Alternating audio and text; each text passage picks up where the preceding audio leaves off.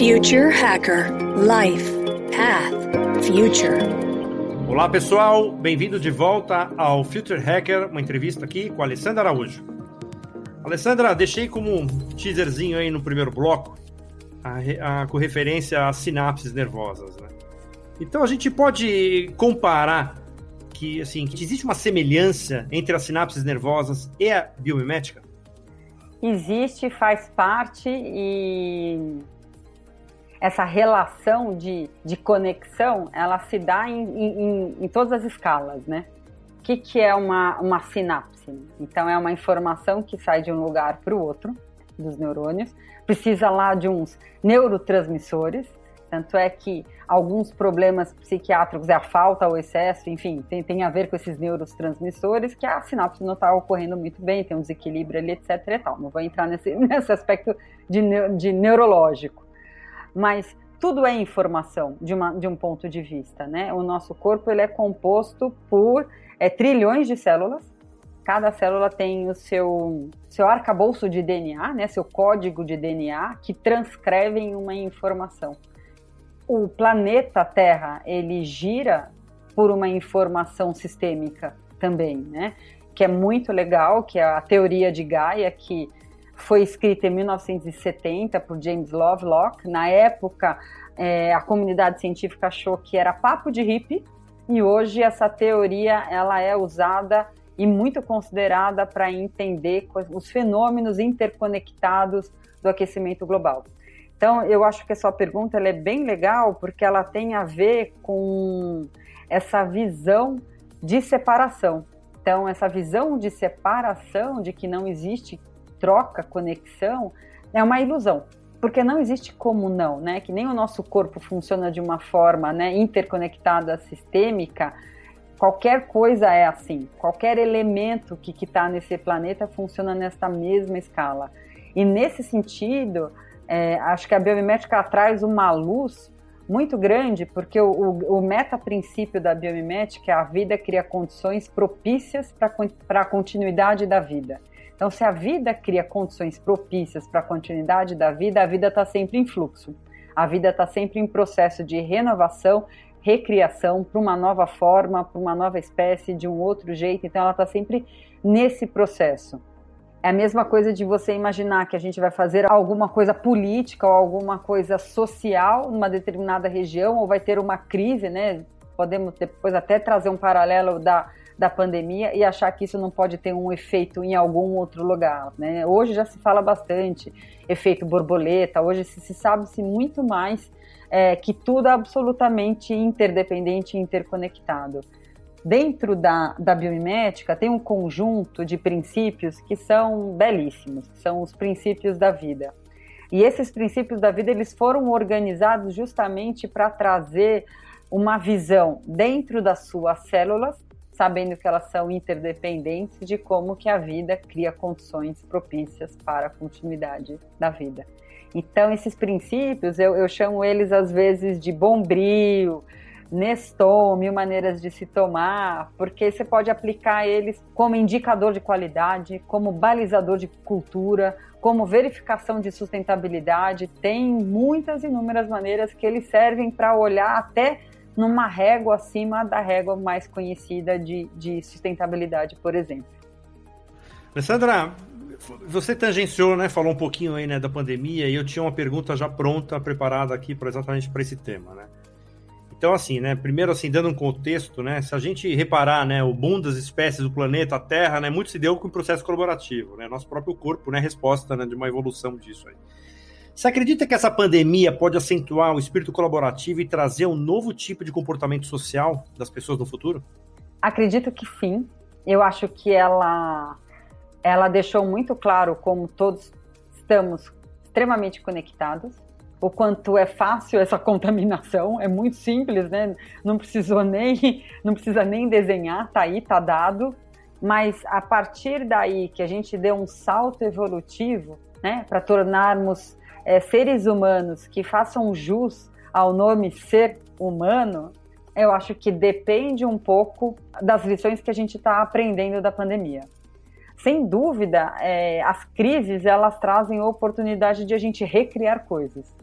E, sem dúvida, essa crise da pandemia, ela também trouxe muita oportunidade de processos colaborativos, de pessoas se unirem para fazer coisas. A gente viu movimentos muito interessantes na cidade de São Paulo, onde era necessário, né, onde tinha, digamos, menor atuação pública, equipamentos públicos ou gestão pública, e onde que as pessoas se organizaram para atender essa necessidade emergente. Eu acho que no primeiro momento, André, a gente ainda está, ou digamos, para não generalizar, que isso é um pouco delicado, tem um grupo muito grande precisando sobreviver, tentando sobreviver, né? E essa tentativa de sobreviver, em alguns nichos, eu acho que ela é muito mais colaborativa, e em alguns outros, ela entra um pouco nessa teoria da escassez, né? De ter que guardar o meu por medo de não poder ter o suficiente para mim.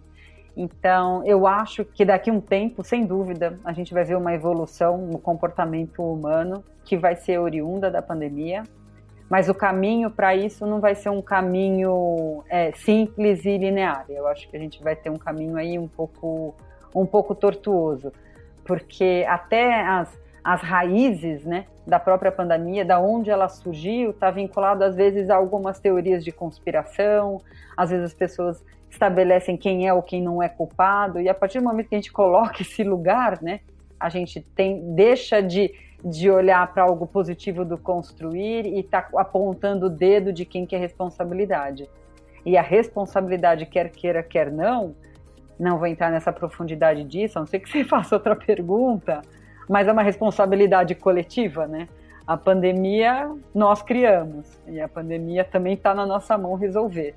Lógico que tem todo um aspecto, né, de saúde, de vacina, disso, daquilo, mas acho que é interessante entender o que acontece para uma pandemia se alastrar, o que aconteceu dos mercados nos países para terem ou não terem insumos, né, como máscara no começo. Lembra, a gente não tinha máscara quando começou a pandemia, países brigavam por EPI que vinha da China. Então, que ser humano é esse, né? Que lugar é esse de troca e que processo até produtivo que a gente tem, né? Essa centralização. Então, acho que tem muitos aspectos aí que podem vir a ser revistos. Não, legal. É interessante que parece que assim, né, a natureza quase que pregando, né, uma peça para assim, ó, vocês vão ter que se entender, vocês vão ter que achar a solução, né? Então parece que é quase uma coisa divina assim, que a gente vai ter que se organizar para tentar achar como sair dessa história melhor, né? Eu poderia dizer assim que ela é uma disfunção social, você acha assim que isso pode gerar uma disfunção social muito grande? De uma maneira assim genérica, já é, né? Já é, porque a gente passa por isolamento social, a gente passa por esse isolamento social que afeta uma série de pessoas, né? Famílias com crianças, idosos. Então, qual que é a prioridade de atendimento de saúde? A prioridade de atendimento de saúde é Covid, tem uma série de procedimentos médicos que não estão sendo cumpridos, e então tem mesmo esse novo lugar de olhar para o nosso bem-estar e para a nossa sobrevivência. E fazendo um gancho da outra pergunta que eu acabei não comentando com você, nós, seres humanos, somos absolutamente isso mesmo que você comentou. A gente é um resultado de sistemas colaborativos, né? A gente tem muito mais bactéria no nosso corpo do que célula humana. Então, jamais estamos sozinhos. Tem aí, né? Eu acho que é quase que em torno de 60 trilhões de bactérias no nosso corpo. É bastante vida aqui trabalhando para a nossa vida, né? E eu acho muito legal trazer uma luz a isso, porque tem sempre esse olhar da seleção natural, né? Do mais adaptado, o mais bacana, o mais resiliente, como vetor de evolução. E tem uns questionamentos, a Lynn Margulis, que é uma bióloga que trabalhou com visão sistêmica há muito tempo atrás, o Carlos Nobre também traz umas falas belíssimas sobre isso, que é muito interessante. Então, a seleção natural, ela é, de uma certa maneira, um freio de arrumação. Então, mudou o contexto, não está mais adaptado, não se encaixa, quem que vai conseguir dar conta? Quem que se adapta? Mas a evolução não se dá por diminuição de possibilidade de espécies. A evolução e a diversidade que andam juntas se dá por complexidade. E a complexidade é soma. Então, a complexidade acontece quando você tem diversidade. Quanto maior a diversidade, maior a complexidade. Quanto maior a diversidade, maior o colchão de segurança que a vida tem no planeta Terra ou até nós. Então, quando a gente fala de diversidade, e isso dá para fazer um paralelo, né? Ambientes diversos e ambientes nada diversos, né? Diversidade cognitiva e todo mundo pensando absolutamente igual, tendo que se comportar igual. Qual que é o lado positivo da diversidade?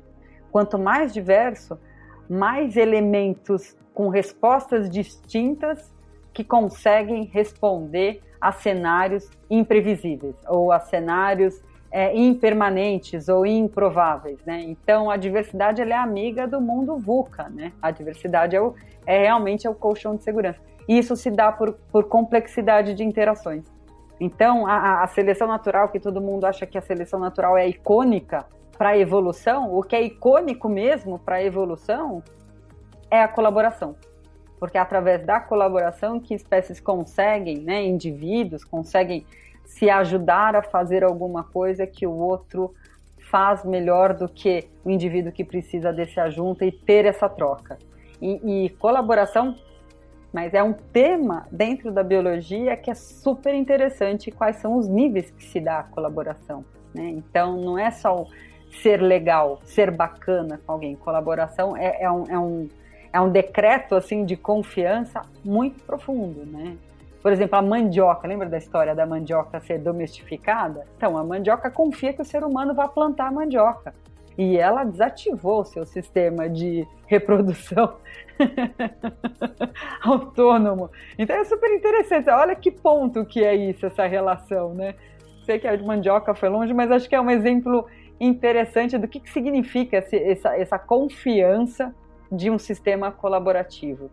Então a gente vê agora um tema também muito, muito dito agora, né, que é o ESG, né, que tem muita gente que é a parte de environment, né, governança e sustentabilidade. Assim, trazendo um pouco de novo o tema da biomimética aqui especificamente, onde que você acha que essa área ela deve nascer? Ela fica aonde? Numa área de inovação da empresa, na área de ESG, que é essa nova área ou antiga área de sustentabilidade, né, assim, ou, teoricamente, uma intersecção entre elas? Onde você acredita que uma empresa ela poderia estar iniciando um projeto específico? Em qual desses 3 lugares aí que você acredita que ela poderia estar repousando? Eu acredito que sempre na intersecção pode estar no ESG. Se você olhar o aspecto dos princípios da vida e entender qual é o posicionamento da empresa diante essa lente, né, que ela é até mais abrangente do que, às vezes, alguns temas do ESG, mas não entrando no aspecto, digamos, financeiro, de políticas financeiras e de transações financeiras. Muito também na área da inovação, muito na área de tecnologia. Eu estou envolvida num projeto muito grande de uma empresa brasileira, uma gigante brasileira do agronegócio, para a visão biológica de uma inteligência que está sendo desenvolvida. Então, já que é uma inteligência que abarca várias tecnologias, né, não apenas inteligência artificial, mas tudo que é disponível de tecnologia para montar esse espaço, nada mais sistêmico e complexo do que a própria vida para trazer esse patamar e esse arcabouço aí de comparação. Vai depender muito aonde que a empresa está, quais são os desafios que ela está enfrentando e a forma que ela gostaria de resolver esses desafios. Se for para ESG, eu acho que tem um pragmatismo muito grande de entender esse posicionamento e criação de novas políticas a partir da biomimética, perfeito. Inovação é sempre super interessante e eu acho que tem uma oportunidade também muito grande de olhar para processos e cultura. Porque quando a gente trabalha a partir de uma analogia, falando de animais, de planta, de ecossistema, para tratar questões humanas, você tira muito o peso ou a parte dolorida de tratar um pouco desses assuntos. Você cria cenários análogos e você consegue entrar no assunto chave, né, num problema, digamos, estratégico, cultural, por um caminho não tão óbvio. por um caminho que, de repente, as pessoas não estão já com a sua resposta pronta, né? Com o seu comportamento pronto, estabelecido para performar diante a tal ou aquela estimulação ou motivação. Que nem eu te falei antes, eu acho que existem 1000 maneiras realmente de se trabalhar e olhar a biomimética. Eu acho que só depende da abertura que a empresa tem e do grau de maturidade que ela tem também de olhar para sistemas análogos e ver como que sistemas análogos trazem riqueza no olhar, no desenvolvimento da sua estrutura, da sua inovação, aonde tiver localizado o seu desafio. Perfeito, Alessandra. Qual o primeiro passo que uma empresa precisa dar para ela efetivamente entrar nesse campo? O primeiro passo, assim, o que ela... Você já deu mais ou menos esse indício, na parte estratégica, mas assim, como é que começa? Assim, com o CEO, assim, como é que começa essa história dentro de uma empresa? Sempre que eu trabalhei com um corporativo, a não ser que a empresa já tenha esse olhar, ela já passou pela biomimética por alguma razão, é um encantamento de VP ou encantamento do próprio CEO mesmo. Como ainda a biomimética, embora olhar e aprender com a natureza é algo milenar, essa organização do pensamento biomimético, né, do biomimicry thinking e até dessa abertura de olhar para a natureza como fonte de tecnologia é um pouco novo ainda no Brasil. Eu estou trabalhando com isso tem quase 10 anos. O livro da Janine Benyus tem 25 anos, mais ou menos, 20, 25 anos. Então, não é tão novo assim, mas ainda é novo no ambiente brasileiro e geralmente vem de algum encantamento de CEO por alguma palestra, por algum envolvimento na área das tendências que estão colocadas às vezes até como futuristas, né? Então eu acho que a biomimética não tem nada de futurístico, ela é absolutamente presente e cada vez mais presente, né? Porque se você olhar, a gente vive um ambiente de extrema complexidade, de extrema impermanência e que às vezes é difícil mesmo de lidar, né? As empresas vivem se perguntando como vamos crescer, de que maneira vamos gerir nossos produtos, que produtos vamos lançar, quem são os nossos consumidores. E esse é um paralelo perfeito com os sistemas naturais, porque sempre operaram desse mesmo lugar. Aliás, a impermanência e a complexidade é vantagem para a vida continuar seu próprio processo de vida. Eu acho que começa mesmo das oportunidades que às vezes a alta direção tem, se leva ou tem, de estar mais próximo de algumas tendências, de algumas falas, ou quando alguém se encanta, se apaixona, arduamente consegue convencer todos e traz para dentro e funciona também dessa maneira. Muito bom. Alessandra, a gente está chegando ao fim aqui, queria agradecer muito a sua presença e eu queria que você deixasse para a nossa audiência as últimas palavras aí e como é que as pessoas também podem te achar. Fica à vontade aqui.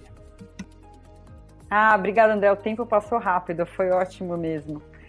Eu acho que vou deixar uma pergunta para despertar um pouco essa qualidade do observador que todos nós temos, né? Às vezes nessa nossa vida corrida e agora com tantas telas, né? A gente atropela um pouco as nossas observações. Então, ativa aquela criança curiosa que existe, né, dentro de nós, que dispara vários porquês, e dispare os seus porquês para tudo que você vê de vida ao seu redor.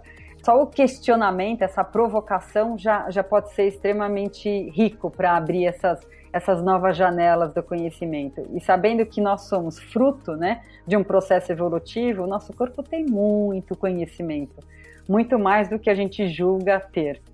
E para entrar em contato comigo, eu tenho a minha empresa de consultoria, que chama BioInspirations, tem um site da BioInspirations, tem também o Instagram, BioInspirations, e todos eles têm e-mail e telefone de como entrar em contato.